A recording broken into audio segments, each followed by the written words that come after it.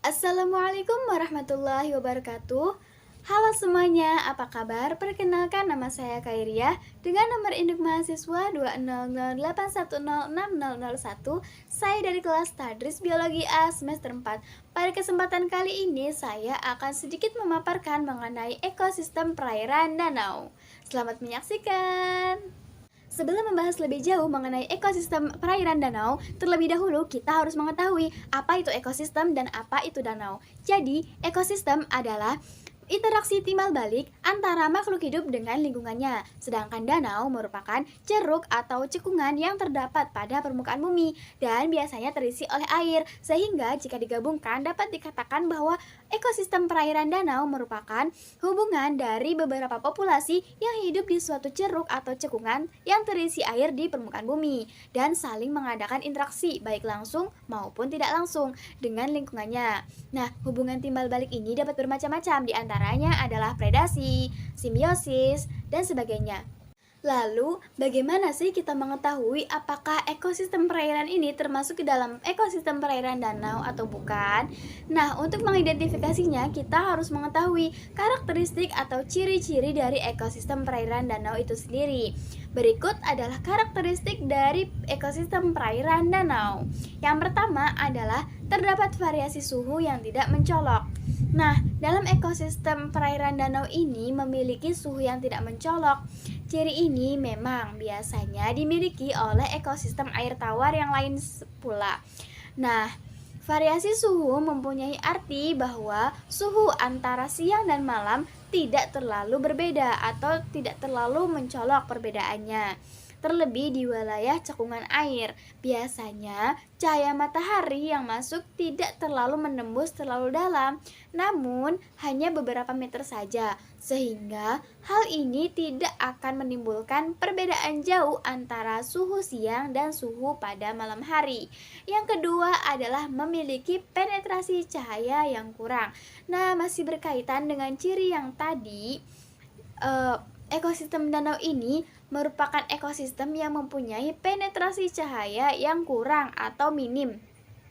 Hal ini dikarenakan cahaya matahari hanya mampu menembus permukaan danau saja, sehingga bagian bagian dalam dari danau ini tidak terkena cahaya matahari.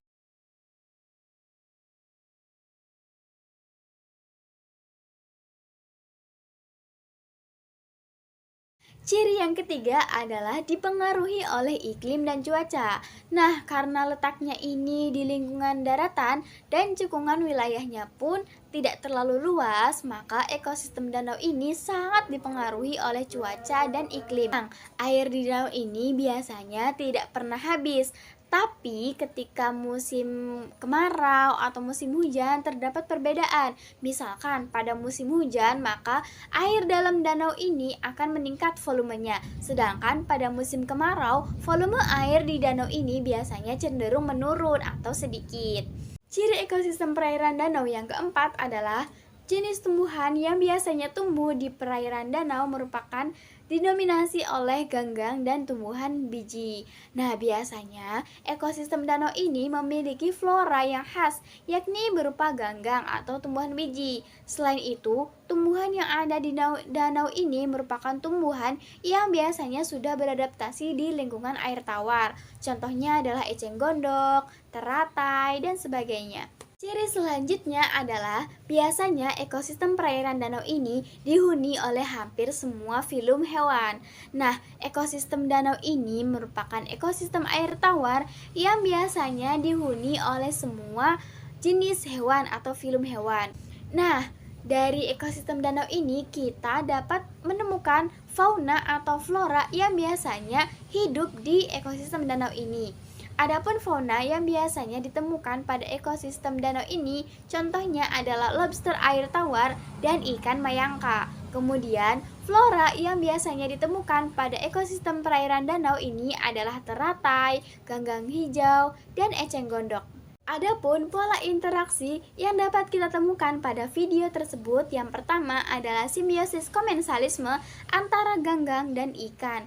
di mana ganggang ini akan menghasilkan fitoplankton untuk makanan ikan. Yang kedua adalah simbiosis mutualisme antara manusia dengan ikan, di mana ikan ini dapat memakan sel-sel kulit mati yang terdapat pada manusia.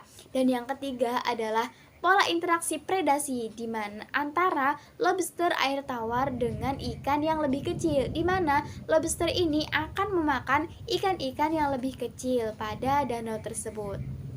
Oke, mungkin sekian yang dapat saya sampaikan. Kurang dan lebihnya mohon maaf. Wassalamualaikum warahmatullahi wabarakatuh. Sampai jumpa di video selanjutnya. Bye bye.